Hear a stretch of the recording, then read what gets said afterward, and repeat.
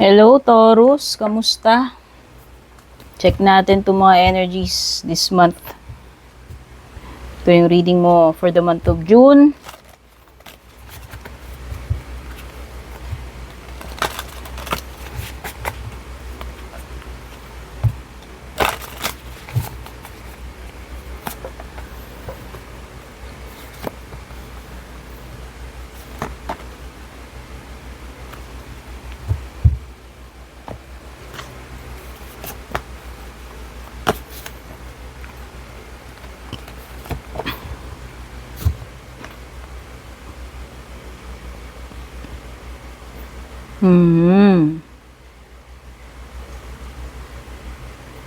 So, unahin na muna natin yung mga bad news overall, ha. Hindi pa ito lahat kasi magbubuklat pa ako ng mga cards. Siguro magpasalamat ka kasi there is always beauty kahit naman anong nangyayari sa atin. May pinagdadaanan man tayo. Kasi nakakakita ako ng mga pagdadaanan mong mahirap this month. Ayan, you have standing stones, you have uncertainty. Passage and uncertainty. Okay, so, ang nakikita ko dito is like, parang initiation ito eh. Diba? Parang kung nagjo-join ka ng isang group or ewan ko, fraternity, whatever, sorority, society, minsan may mga pagsubok or test mo na silang ipapagawa sa'yo. So, parang ganyan yan. No, ito yung something na mahirap na pagdadaanan mo and hindi mo alam kung malalagpasan mo ba to, makakapasa ka ba dito sa pagdadaanan mo na to. Basta mahirap. Mahirap yung passage na yan. No, parang transitioning ito eh. Oh, hindi ka sure sa kung anong kahihinatnan, masusurvive mo ba? Okay? Pero this is something na kailangan mo talagang pagdaanan whether you like it or not. Actually, nafe-feel ko na masusurvive mo yan. Oo. We should learn to appreciate lahat ng mga bagay na na-encounter natin dumarating sa atin. Kasi lahat ng yan ay may good side. May, kumbaga, kahit gaano kahirap yung pinagdadaanan mo, may blessing pa rin behind doon sa pinagdadaanan mo. And, ang nakikita ko dyan, malalagpasan mo yan. Ayan, no? You have miracles. Papadala sa'yo. Kung may mga difficulties ka man na ma-encounter dito, meron din namang miracles na ipapadala sa'yo during dito sa mga times na mahihirapan ka. So, ito na yon yung mga blessings na marireceive mo during these difficult moments. Nakikita ko rin na kung ano man tong mga dreams mo, nagmamanifest na, no? So, nakikita na natin, nagkakaroon na ng shape, ng form, kung ano man itong mga dreams mo, unti-unti na siyang nagmamanifest this month.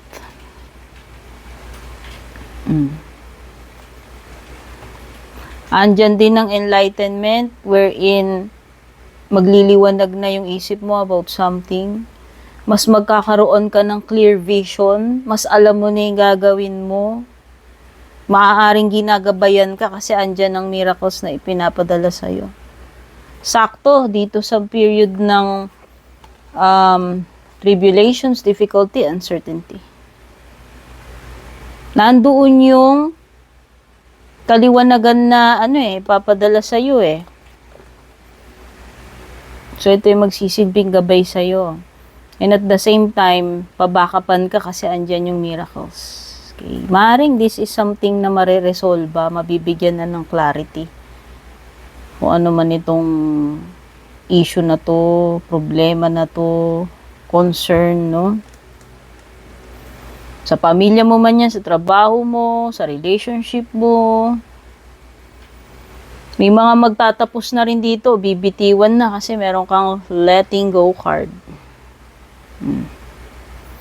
Letting go card. Ayan.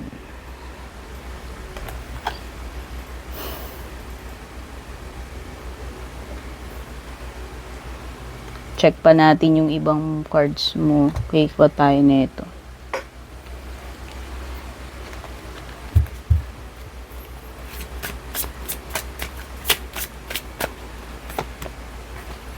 Meron kang excitement. Uy, something na alam mo yun, parang mapupukaw yung inspirasyon, attention, no? So, eto, something na magiging very curious ka, yun yung word na gusto kong sabihin, eh. Or maybe there is an exciting event o ano man itong pupuntahan mo, an invitation man to, or something na gagawin mo na you are very, kumbaga, you're really looking forward na about this event na to or ano man activity to, gagawin mo na yan, no? Baka may malalaman kang magandang news or opportunity na maaaring magdala sa'yo ng excitement. Okay.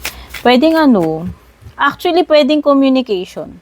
Could be, magandang balita or kilig na message from someone. Basta may something na nakaka-excite, eh. You're really curious or looking forward dyan sa bagay na yan. You see, you have endurance card. Parang si strength card ito. Oh. Ito yung sinasabi ko na ma-overcome mo yung problema mo. So, tama yung kutob ko dyan, yung pairamdam ko dyan. Ito parang si Emperor or si Hierophant. Okay, pwede may Capricorn, may Scorpio, may Gemini dito. So, this is more of the Emperor card wherein lalakasan mo yung loob mo, eh. Magiging bold, daring, assertive ka towards this situation. So, nakikita ko na i-assert mo yung sarili mo, mas matapang ka. Mas you are in control, kumbaga, dito sa situation na to. So, sa tingin ko, ikaw ay magi-initiate or iha-handle mo itong bagay na to with confidence or with credibility. Okay?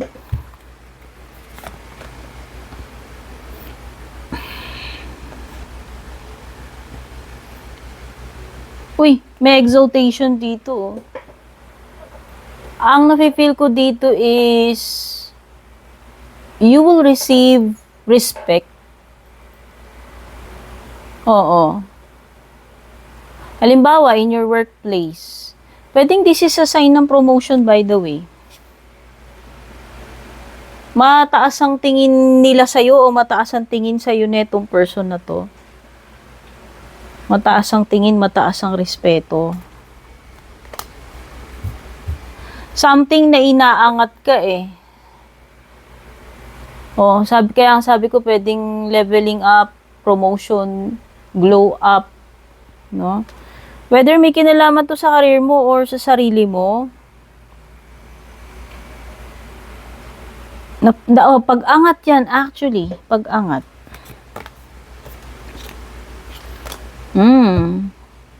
Ayan, no, sabi ko nga, di ba magkakaroon ka ng clear vision, kasi sinabi ko kanina, magliliwanag na mabibigyan ka ng clarity. Sabi ko nga sa'yo, yan yung miracle na ginagabayan ka, eh. So, andyan na. Having a clear vision is having higher chances ng success or masusurvive mo itong mga gagawin mo, pagdadaanan mo or kakaharapin mo.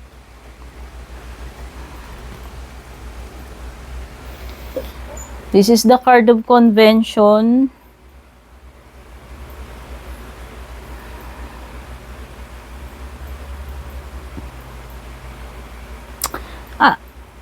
Ang nafe-feel ko dito is merong untapped na potential ka. Na which is yun yung dapat mong i-explore. Huwag mo ilimit yung sarili mo. Huwag kang magmukbok dyan, magkulong ka, lumabas-labas ka. Maging open-minded ka, maging curious ka, maki-collaborate ka, maki-coordinate ka sa, alam mo yun, makipag-usap ka sa iba't ibang tao. Yun yung nakikita ko. To be able to reach your full potential, dapat, kasi may something dito na nakakahon, nakukulong.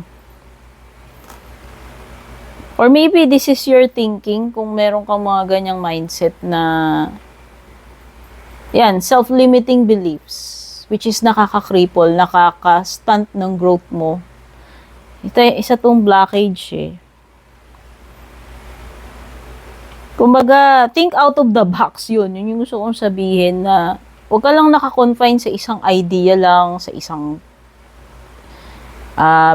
filosofiya mo na ito lang yung nagwo-work, no? So, maging willing ka to explore, to learn explore other possibilities. So, yung mga signs meron dito, Gemini, Scorpio, Capricorn. Malakas Capricorn, may Pisces din, tsaka Taurus. Check natin sa love life mo.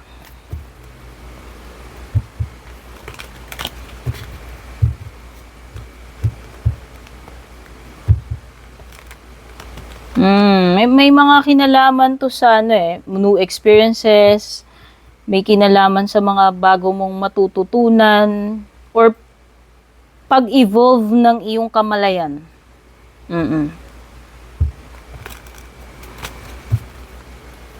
So, may something na parang na-enlighten ka, mas tumataas yung level ng consciousness mo. Learning mo, mas nadadagdagan. Love life mo naman, there is possible na reconnection, wedding, proposal, no?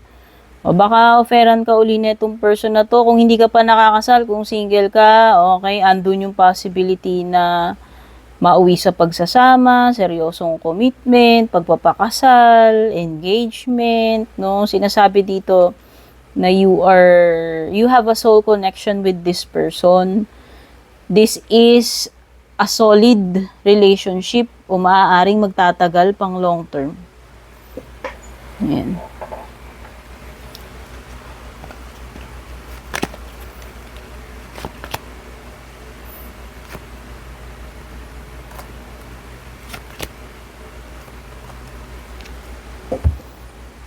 Okay, that's the possibility na maaaring if may mamimit ka na next person na papasok sa buhay mo, maaaring baka siya na yung yung magdadala sa iyo sa dambana, sa simbahan. Pero nakikita ko kasi, most of you kasi, malakas ang energy kasi dito ng focusing on healing. Maaari kasing majority of the energy na nasasagap dito is for single na Taurus. Since nakikita ko dito, pagiging alone, pagiging single. Pero yun na nga, yung iba kasi dito pwedeng nangangamoy wedding ring na kung kayo naman ay meron ng na-meet, going steady, karelasyon, yun naman siguro yun. But if you're single, there's the possibility na yung next na person na darating sa buhay mo is yun na yung pang long term. Or maaaring magdala sa iyo sa simbahan, o di ba? So, bahala na kayo manage your expectations, guys. Hindi ito accurate tarot since maraming energies kayong binabasahan dito.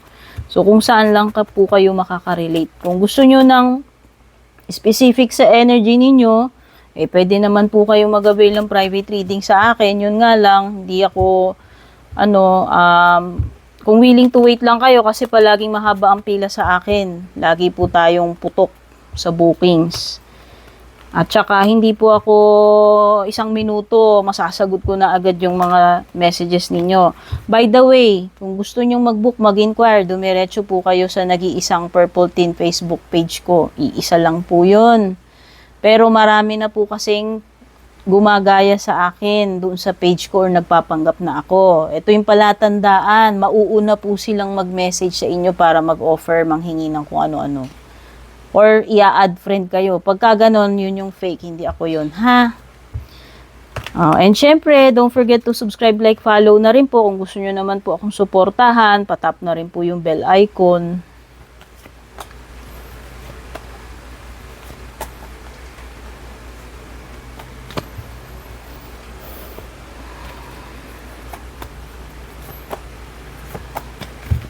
Wow, ganda. Alam mo, ang ganda ng cards mo.